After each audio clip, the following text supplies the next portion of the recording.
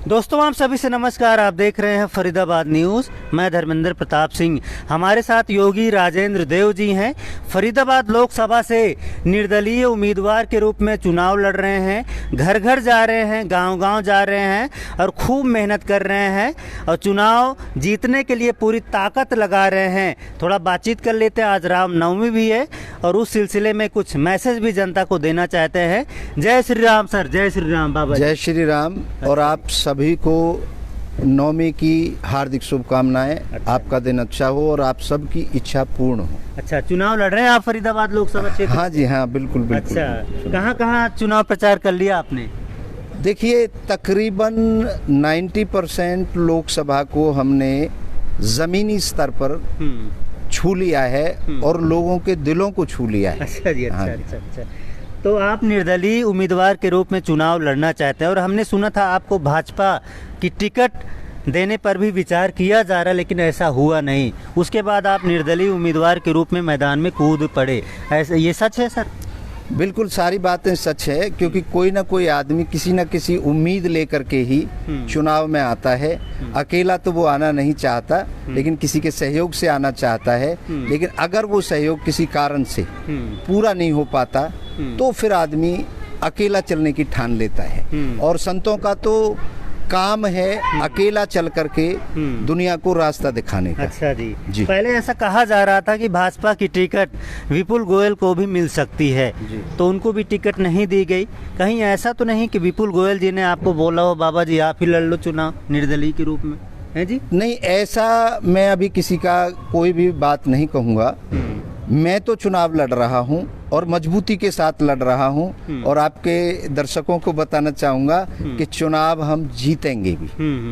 Sure. अच्छा, बहुत सारे लोग कहते हैं कि भाजपा के खिलाफ लहर है, क्योंकि यहाँ पर सीएम हफ्ते में 2-3 रैलियां कर रहे हैं। अभी आपने देखा होगा बड़कल में रैली, सेक्टर 31 में रैली, आज डबुआ में रैली, गतपुरी में रैली। रैलियों पर रैलियां की जा रही हैं। क्या भाजपा को भी लग रहा है कि जमीन खिसक रही है नीचे से? देखिए, बात भाजपा की नहीं है, बात होती है हर लोकसभा में चेहरे की बात होती है, काम करने वाले कैंडिडेट की बात होती है। तो ऐसा लगता होगा हमारे भाजपा के कैंडिडेट को कि उन्हें कोई खतरा होगा जो वो इतना वो कर रहे हैं। नहीं तो मुझे लगता है कि उनको डर नहीं होना चाहिए, क्योंकि टिकट में इतनी ताकत है। वो टिकट अपने आप में कहती है कि आप जीत जाओगे। अच्छा। तो लेकिन अगर कहीं ना कहीं उनको डाउट हो रहा है तो कुछ ना कुछ तो अंदर खाने चल रहा है। और जो भी जनता फरीदाबाद की, जैसे मैं भी ग्राउंड पे गया हूँ, तो भ्रष्टाचार की बू जरूर आ रही है फरीदाबाद लोकसभा में। किसने किया किसने नहीं किया ये मुझे नहीं पता, लेकिन फरीदाबाद लोकसभा जो उम्मीद करता था तरक्की की, वो तरक्की फरीदाबाद लोकसभा में नहीं हुई। यही वजह है कि थोड़ा निगेटिव लहर है भाजपा के प्रति। और कहा जा रहा था कि फरीदाबाद को स्मार्ट सिटी बनाएंगे, लेकिन स्मार्ट सिटी कहीं पर दिखती नहीं है। कहीं पर गड्ढे दिख रहे हैं, रोड टूटी दिख रही है, नालियां बह रही हैं, सीवर जाम हो रहे हैं। तो ऐसी बहुत सारी समस्याएं हैं जिसकी वजह से भी लोगों में उत्सुकता नहीं है इस बार। लेकिन जब आप मैदान में आए हैं योगी जी, और जब भी योगी जी संत महात्मा मैदान में आते हैं तो जनता को कुछ उम्मीदें जगती हैं। सोचते हैं भैया योगी जी हमारे लिए काम करेंगे। तो क्या सच में आप जनता के लिए काम करेंगे अगर जनता ने आपको आशीर्वाद दे दिया तो? देखिए, इसमें कोई शक नहीं है। आप भारत के अंदर अगर किसी ने इतिहास लिखने का काम किया है तो माननीय योगी जी उत्तर प्रदेश में किया है। उन्होंने ये दिखा दिया कि संत सबके होते हैं, सबके लिए होते हैं, सबका विकास करते हैं। तो जितना खराब प्रदेश की परिस्थिति थी, उत्तर प्रदेश से हर कोई डरता था। आज रात को 12 बजे गहना पहन करके औरत निकल जाए, कोई छू नहीं सकता। और आप देख रहे हैं अपराध की स्थिति, तरक्की की स्थिति, वहां जाकर के रोडों की हालत देखिए आप। ऐसे चमाचम रोड हैं पूरे उत्तर प्रदेश में। वही तो चीज है, केवल एक संत ही तो आया वहां पे, तो संत ने इतना बड़ा बदलाव कर दिया। क्योंकि संत को संचय नहीं करना, जितना आ रहा है और भी अपने तरीके से और भी ज्यादा लेकर के आकर के अपने तरक्की करना, और वो योगी जी ने साबित कर दिया है। चाहे फिल्म सिटी बनाई हो, चाहे उद्योगों की छड़ी लगाई हो, तो वही प्रदेश तो था जहां पर कानून व्यवस्था खराब थी। तो फरीदाबाद में भी नो डाउट आप देखेंगे आने वाले समय में वही तरक्की जो उत्तर प्रदेश में हुई है, वही तरक्की फरीदाबाद में जरूर होगी। और मुझे विश्वास है अपनी फरीदाबाद लोकसभा की जनता के ऊपर पूरा विश्वास है मुझे कि जनता इस बार भ्रष्टाचार मुक्त फरीदाबाद चुनेगी। आज यहाँ पर आप जाओगे तो जगह जगह गड्ढे दिखाई पड़ते हैं, और आपको अगर मौका दिया गया, मान लो जनता ने आशीर्वाद दिया, तो ये सारे गड्ढे वड्ढे तो ख़त्म ही कर देंगे आप। जैसे यूपी में सड़कें चमक रही हैं, गड्ढा मुक्त सड़कें वहाँ पर हैं, यहाँ फरीदाबाद में भी शायद ऐसा होगा अगर आपको आशीर्वाद मिले। देखिए, गड्ढा तो बहुत छोटी चीज़ है। मैं कह रहा हूँ कि जो सरकारी दफ्तरों में, प्राइवेट दफ्तरों में जहाँ पर भी भ्रष्टाचार हो रहा है, उस भ्रष्टाचार को बिल्कुल जड़ से उखाड़ के फेंक देंगे, ये हम आपसे वादा करते हैं। और सबसे बड़ी समस्या जो जब मैं जनता के बीच में गया हूँ, गदपुरी टोल को लेकर है। मैं आपसे वादा करता हूँ मेरे बनने के बाद मैं गदपुरी का टोल उखड़वा दूंगा, क्योंकि सांसद में इतनी पावर होती है, सांसद राजा होता है अपने लोकसभा का, उसकी जरूरत हो तो वो लगवाए। मुझे लोभ ही नहीं है भाई, मुझे लोभ ही नहीं है। लोभ होगा तो मैं टैक्स लगवाऊंगा अपने लोगों पे। पलवल जाना पड़ता है तो 200-300 रुपए देने पड़ जाते हैं टोल के रूप में। देखिए, जो आदमी कॉमर्शियल जो ड्यूटी जा रहा है, जो बेचारा बिजनेस कर रहा है, जो कुछ भी कर रहा है, वो तो चलो कमा करके दे रहा है। एक किसान आदमी अपनी लड़की को संक्रांत देने आ रहा है, अपनी लड़की से मिलने आ रहा है, वो आदमी नहीं आ सकता।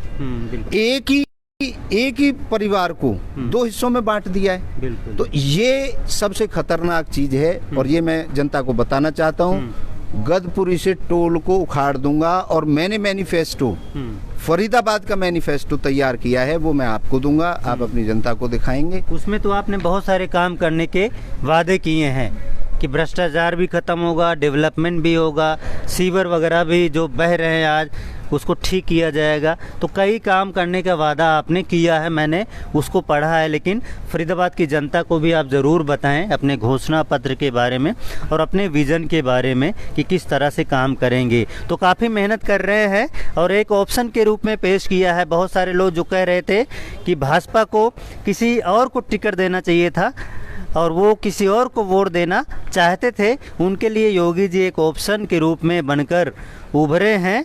और भ्रष्टाचार के खिलाफ आपने काफ़ी पहले से एक मुहिम छेड़ रखी है। आपने यात्रा भी निकाली थी, एंटी करप्शन को लेकर निकाली थी कि नहीं? जी जी जी। अच्छा, मैंने, क्या रिस्पॉन्स मिला था उसका? उसमें रेस्पॉन्स एक भय का माहौल था लोगों के अंदर। पता नहीं क्यों डरे हुए हैं लोग। लोगों के अंदर आज भी निकलने की साहस कम है, पता नहीं क्यों डरते हैं। तो मुझे ऐसा लगा कि वो डर और भय का जो माहौल है वो खत्म कर दूंगा। बिल्कुल जी। मेरे आने के बाद किसी को डरने की जरूरत नहीं है, क्योंकि अगर कोई किसी सीट पर पहुंचता है तो वो आपके बीच से ही जाता है, आप जैसा ही इंसान होता है।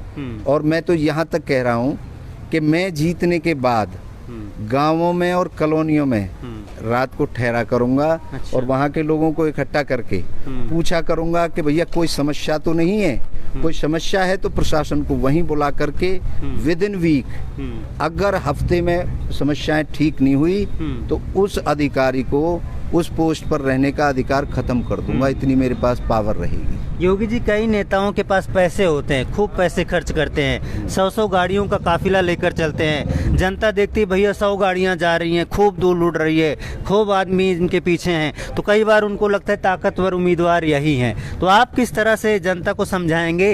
क्योंकि आप, मुझे नहीं लगता इतनी ताकत दिखा पाएंगे, इतनी गाड़ियों का काफिला आप जमा कर पाएंगे। तो आप किस प्रकार से जनता को समझाएंगे? पूरे भारत में पहला इतिहास बनाएंगे फरीदाबाद में। मैं तो 1 रुपया, युवा है, इनसे बात करेंगे। भैया थोड़ा सा रुकना आप लोग। 1 रुपया मैं तो जहाँ जा रहा हूँ वहाँ पैसा भी ले रहा हूँ कि भैया 1 रुपया दो मुझे, 1 वोट दो। तो मैं तो पैसा जनता से ले रहा हूँ, ना तो मैं कोई काफिले दिखाऊंगा, क्योंकि वोट से जीत मिलेगी, ना कि काफिले से। और 1 मिनट आपको रोकूंगा। भाई साहब, क्या नाम है आपका? आकाश पंडित। आकाश जी, कितने साल के हैं आप? मैं 15 साल का हूँ। 15 साल, कोई 18 साल का है, 19 साल का आप है, आ जाओ। कितने साल के हैं? 24 साल। 24 साल। अब वोटर कार्ड बन गया आपका?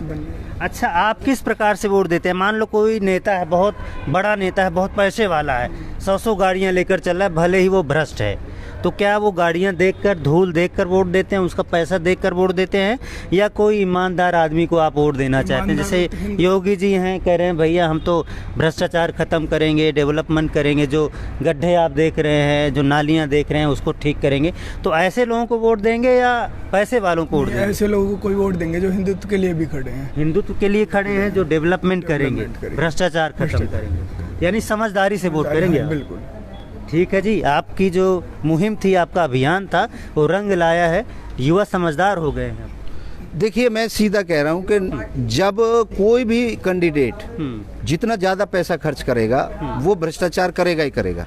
अच्छा। उसकी मजबूरी है।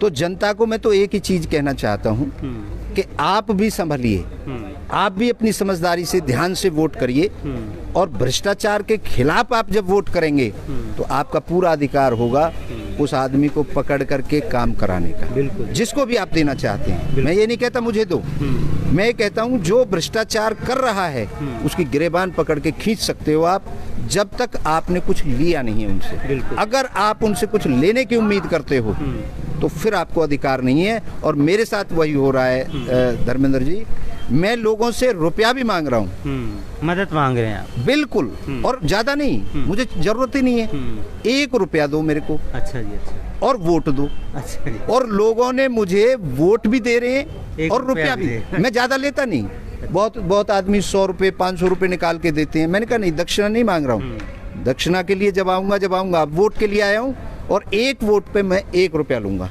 तो मेरा लक्ष्य है 7 लाख रुपया इकट्ठा करना और 7 लाख वोट। और उसके साथ में मजे की बात आपको ये बताऊं, जब वो रुपया देता है तो उसके देवी देवता की कसम खिला के रुपया लेता हूं कि खाली रुपया नहीं चाहिए मेरे को, वोट चाहिए, और तुम्हारे बच्चों के भविष्य के लिए मैं काम करूंगा। चलो जी, बहुत अच्छी बात है। और एक तरफ भाजपा वाले कह रहे हैं कि 10 लाख से अधिक मार्जिन से जीतेंगे, तो आपको लगता है कहीं फील्ड में ऐसा? देखिए, ये सब कुछ वोटों पर आधारित होगा।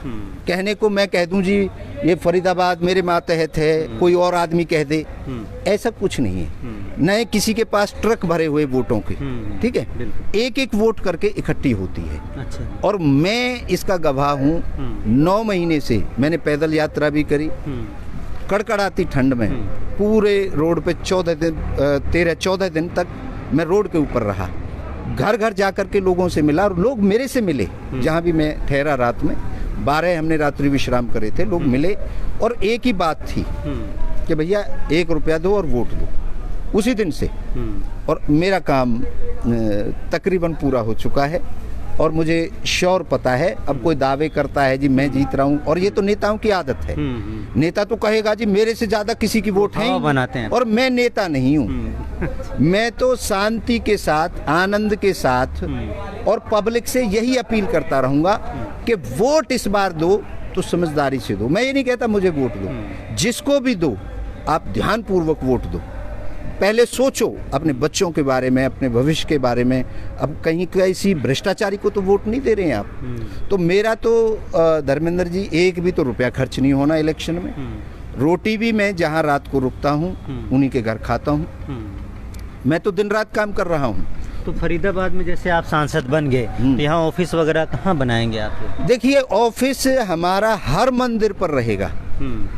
जितने मंदिर हैं, जितने भी ये हमारे लोकसभा में मंदिर हैं, गांव-गांव में हमारे ऑफिस रहेंगे। कहीं ना कहीं तो होना चाहिए कि पब्लिक वहां जाए, अपनी फरियाद वहां पर बताए, उनका काम हो वहां। देखिए, क्योंकि जनता कंपेयर करती है कि इस नेता का ऑफिस यहाँ है, इसका तो ही नहीं। ऑफिस छोटा मोटा ही बैठने का। हमारे मंदिर हाईवे पे भी हैं, हमारे मंदिर हाईवे पे भी हैं, हमारे मंदिर इंटीरियर में भी हैं, हमारे मंदिर हर जगह हैं। तो जहाँ जनता चाहेगी, मंदिर तो हर गांव में है, आप उसी गांव में फरीदाबाद में रहेंगे? फरीदाबाद में? बिल्कुल फरीदाबाद में रहूंगा, यही सेवा करेंगे। बिल्कुल सेवा करूंगा। चलो भाई, मुझे भारत में नंबर 1 इसलिए पहुंचाना पड़ेगा फरीदाबाद को कि योगी जी ने जो मुहिम शुरू की थी, उस मुहिम में 4 चांद तब लगेंगे जब 543 सीटों में से एक सीट उभर करके ऐसी आएगी ताकि मॉडल बने और सारे सांसद फिर उसी तरफ ध्यान दें। और मोदी जी जो फरीदाबाद के लिए इतने पैसे भेज रहे हैं कि फरीदाबाद